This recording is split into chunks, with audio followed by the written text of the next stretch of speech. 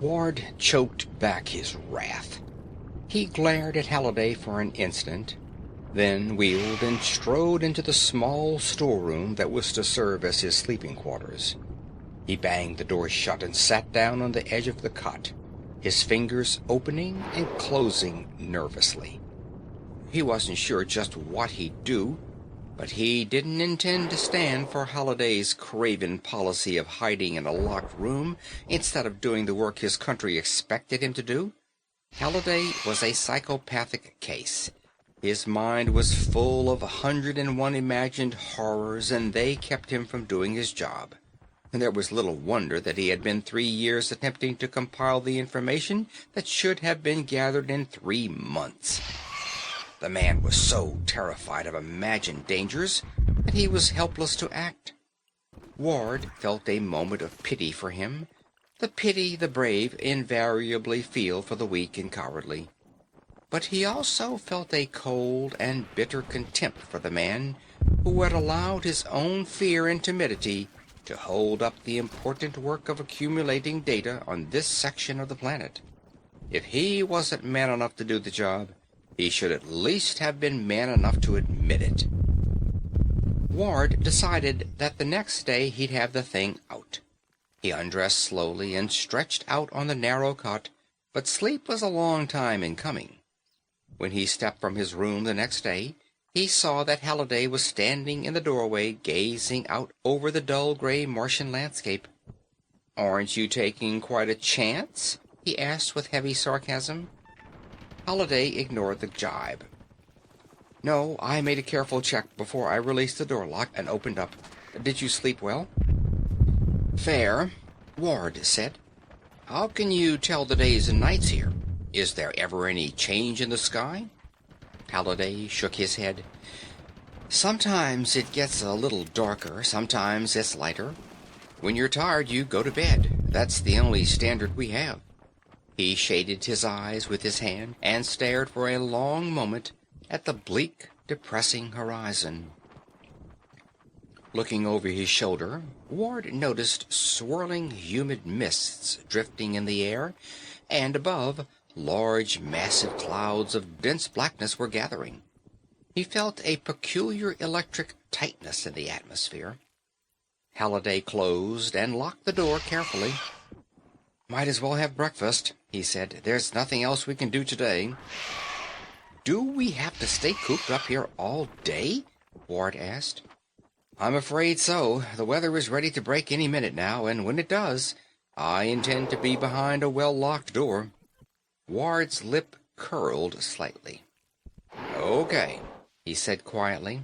"We'll wait for the monsoon to blow over. Then, raspers or not, I'm going to work."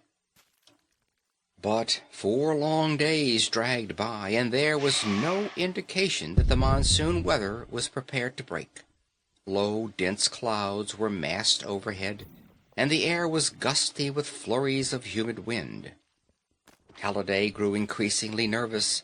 He spent every waking hour at the periscope in a constant study of the dark horizons, and he said little to Ward. Ward's impatience grew with every inactive moment.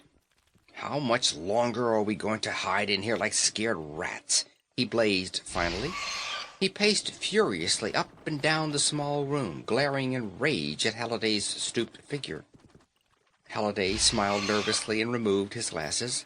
His fingers were trembling so violently that he almost dropped them to the floor. "I can't even guess," he said shakily. "I was hoping that the monsoon would blow over, but I'm afraid we're in for it."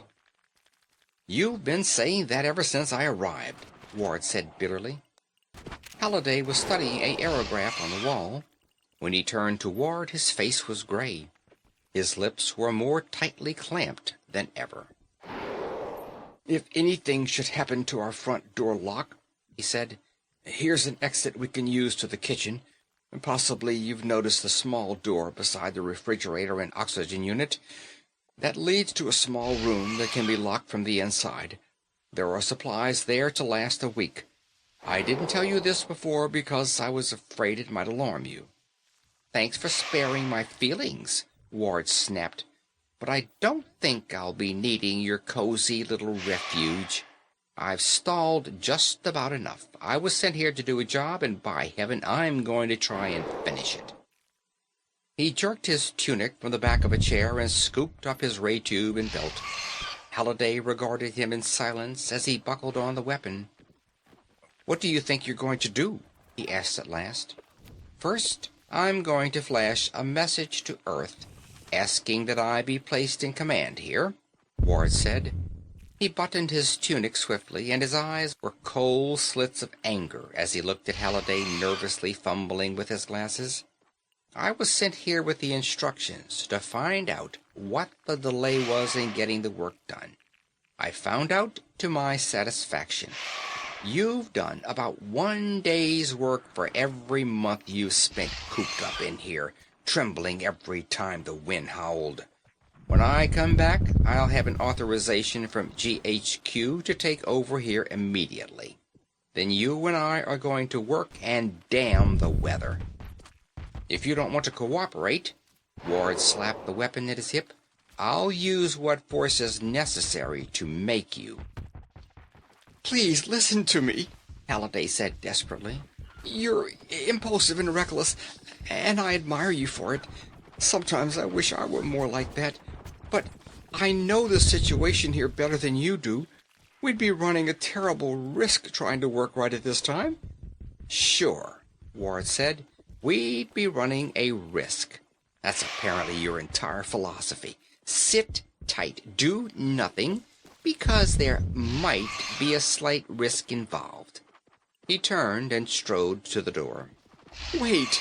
Halliday cried. "You can't go out now." Ward disengaged the lock with a swift, deft motion. "Who's going to stop me?" he asked. Halliday crossed to his side with quick, pattering strides. He grabbed him by the arm and pulled him around. "Please listen to me," he said imploringly. "I know what I'm talking about. Ward shook his hand loose and stared coldly into Halliday's white, strained features. "You're gutless, Halliday," he said in a low, tense voice. "Now keep out of my way." He turned to the door again, but Halliday grabbed him suddenly and pushed him back. "You're not going to do it," he cried, his voice trembling. "I'm not going to let you." Ward grabbed the man by his lapels and swung him away from the door. He stepped close to him, and his right fist chopped down in a savage axe-like stroke. The short, powerful blow exploded under Halliday's chin. His knees buckled, and he sprawled limply to the floor.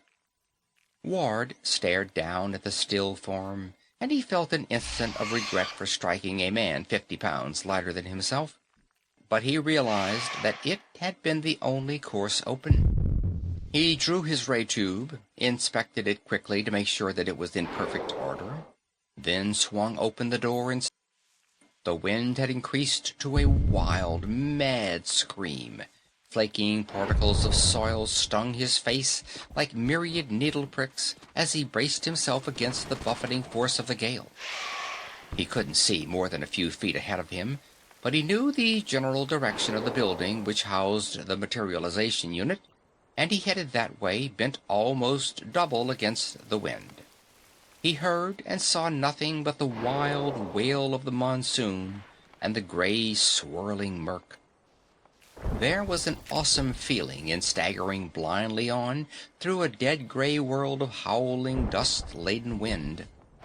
He felt as if he were the only person left alive in the universe, but he plowed stubbornly forward. There was work to be done, and he felt a grim exultation in the knowledge that he had enough fortitude to let nothing stop him from doing his job. Hell, what was a little wind? This thought came to him, and he smiled grimly. He'd show Halliday. He'd show 'em all. Nothing was going to stop him. There was a peculiar cracking sound in the air about him, as if bolts of unseen lightning were slashing through the turbulent atmosphere. But he forged ahead. He knew there was little danger of an electric bolt striking him as long as he was out in the open. The distance to the goal was not a matter of a dozen yards or so, but it took him fully 5 minutes to cover the stretch. He had trouble breathing. Each breath was snatched from his open mouth by the fury of the wind, and his eyes were rimmed with dust and streaming from the stinging bite of the flaky soil. When he reached the wall of the building, he was sobbing for breath and blind from the whiplash of the wind. He sagged against the comfortable bulk of the squat, solid structure and wiped at his eyes with a handkerchief, but the wind soon tore the flimsy cloth from his fingers. There was nothing to do but find the door of the building as quickly as possible. Using his hands as groping feelers, he staggered around 2 corners of the buildings until his fingers closed about a doorknob. The gale was increasing in intensity. The roaring lash of the wind was wild and explosive, as if the floodgates of nature had sprung open to unleash this maelstrom of fury and destruction. The sputtering crackle of electric energy he had noticed seemed to be swelling in volume, rising steadily in pitch and fury, and then a new sound was added to the hideous cacophony. Ward heard it faintly at first, and it failed to register on his consciousness. The new sound was an unearthly rasping noise that roared about his head and crashed against his eardrums with terrifying impact. The sound seemed everywhere. It seemed to emanate from the unleashed forces of the storm itself. Its marrow-chilling, rasping moan was a demoniacal cry, screaming a weird defiance into the teeth of the mighty monsoon. Ward, hugging the building, heard the rasping sound, and he remembered what Halliday had told him. Crouched against the side of the structure, listening to that weird, desolate wail of unnameable horror, he felt his heart thudding with sudden fear against his ribs. The door of the building was jammed. He slammed his shoulder against its solid, unyielding surface again and again without avail. The harrowing, rasping undertone of the crushing gale was growing and swelling. It seemed to be converging on him from all sides, a creation of the gray, whining murk of the monsoon. Ward's hand tightened on the butt of his ray tube. He wheeled about, pressing his back to the wall of the building. His eyes raked the swirling turbulence of the storm. And through the raging, eddying mists of gray, his wind-lashed eyes made out dreadful weaving shapes slithering through the fury of the storm toward him. An instinctive scream tore at the muscles of his throat, but the wind whipped the sound from his mouth and cast it into the gale before it could reach his ears. He crouched and raised his gun. The shapes were vague, misty illusions to his straining eyes. Then a blanket of wind swept over him, buffeting him against the wall at his back, and in a momentary flick of visibility that followed the blast, he was able to see the things that were advancing toward him.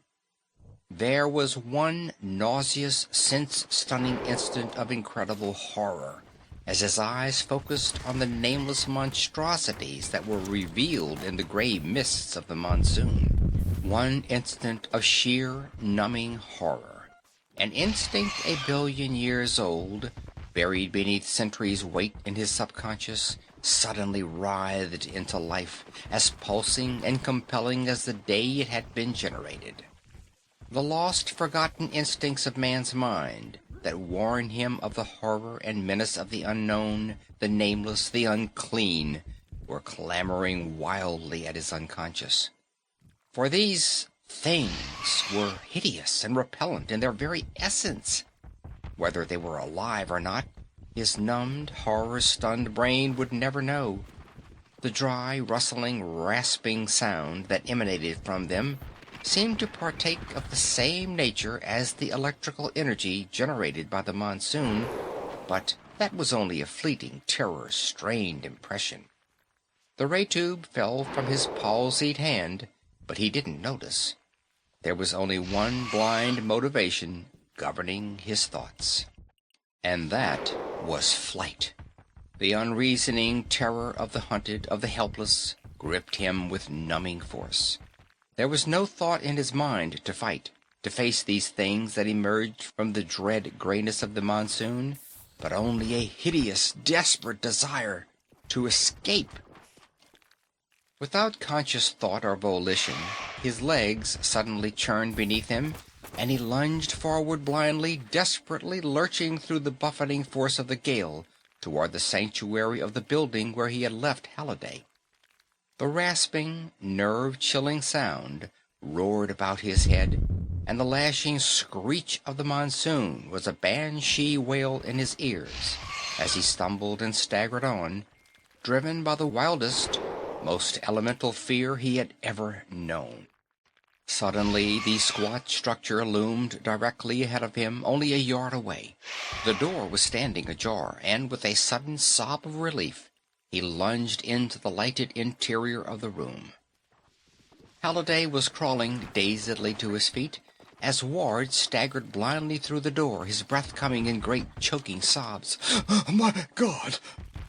Halliday's voice broke, and Ward saw that his eyes were staring in horror beyond him to the still open door, where the gray swirling fury of the monsoon was creeping in, and other things were in the open doorway. Ward knew that without turning to look. The horror mirrored in Halliday's voice told him that more plainly than could his own eyes. There was horror and fear in Halliday's face, but the tightness of his lips did not relax into the flaccid looseness of hysteria. With superhuman control, he was keeping a grip on himself. "Don't move," he snapped through set jaws. "I'll try to get at the rifle." Ward's heart was thundering a tattoo of terror. Halliday's words made no impression on the horror-stunned brain. He lunged wildly across the room. Dimly he heard Halliday's sudden shouted warning. Without a backward glance, he lurched into the small room that served as a kitchen. Through the fog of terror that swirled about his mind, he remembered only one thing: Halliday's remark of a refuge built there for emergency purposes. His fingers tore open the small door alongside the refrigerator unit. A black passage stretched ahead of him, and he plunged into dark shelter, jerking the door shut after him. A light snapped on when the door closed, and he saw that he was in a small, stoutly reinforced storeroom, with bales of supplies and equipment packed against the walls. He threw the heavy bolt that locked the door and sagged against a wall, his breath coming in deep, shuddering gasps. There was no sound from outside. Gradually, his labored breathing subsided, and he stared with dull, unseeing eyes ahead of him.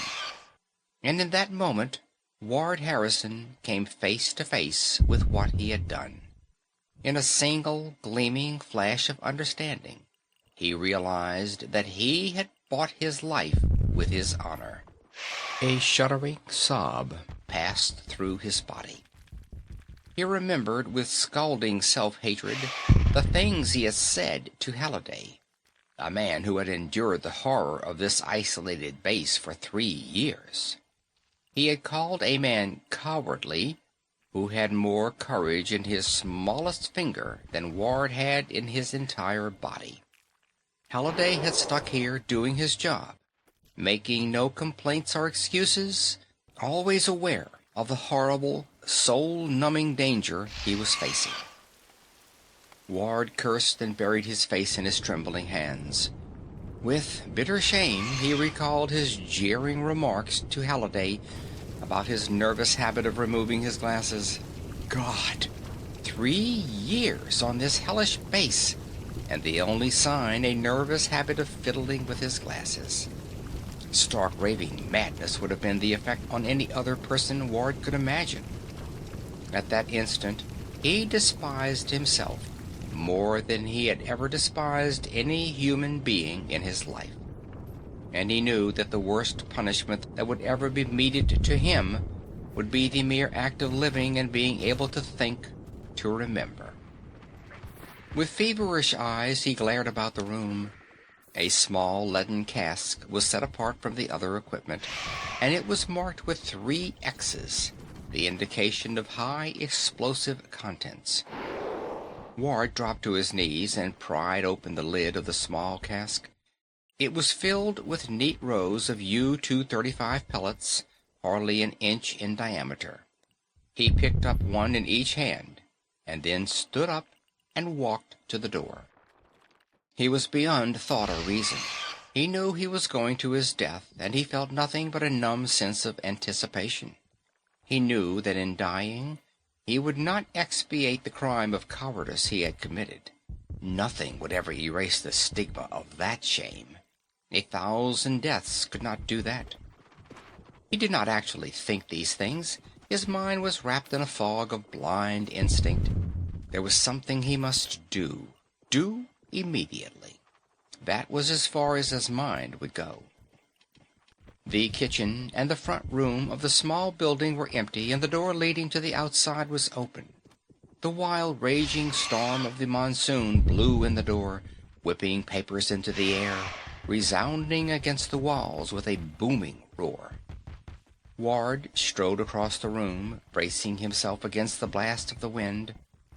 He stepped through the doorway, and the full force of the wind almost bent him backward, but he moved on, fighting his way forward. After 6 feet, the building was lost in the grayness. He was again alone in a wild, howling world of horror and death. Then he heard the rasping noise of the things directly ahead of him, and an instant later he was able dimly to make out their weaving shapes in the swirling mists of the storm. They were coming toward him. With grim exultation pounding in his temples, Ward hurled a pellet of U-235 directly into their midst. The thunderous reverberations of the explosion rocked the ground under his feet. A terrific blast of air that dwarfed the raging turbulence of the monsoon roared about his head. He staggered back, almost falling. When he could see again, he made out a great hole in the ranks of the things moving toward him. His laugh was a wild cry in the fury of the night. "Damn you!" he shouted. His arm whipped back, and the second pellet crashed into the serried ranks of the deadly, rasping creatures.